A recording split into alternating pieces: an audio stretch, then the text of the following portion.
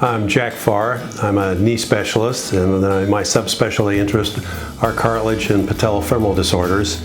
And that sort of got me into the biologics because a lot of these people they're bad enough to have symptoms, but they're not ready for surgery. Stem cells, to be clear, are not truly stem cells. So we're going to use that as a term that everybody throws around.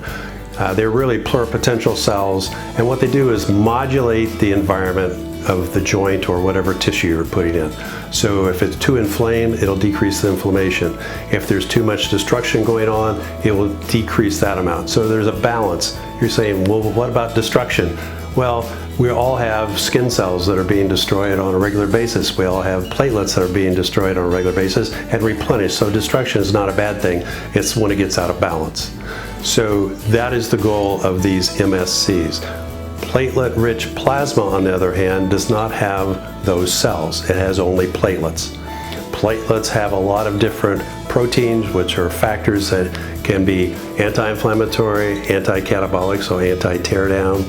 And so these can modify the environment. You're going, well, both of them are modifying the environment, and that's exactly what we want.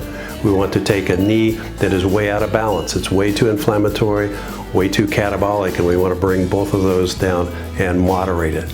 And right now, do we know which one's best? There's actually more studies that support PRP, but there's ongoing research with these pluripotential MSCs. So when we're looking for an optimal candidate for either pluripotential cells or for PRP, this is an example right here. You can see this person has a good joint space on the outside of the knee. On the inside, it's narrowed. You can compare those two. It's narrowed by about 50%. On this side, it's even narrowed a little bit more than 50%. And so these both have joint spaces, but there is narrowing.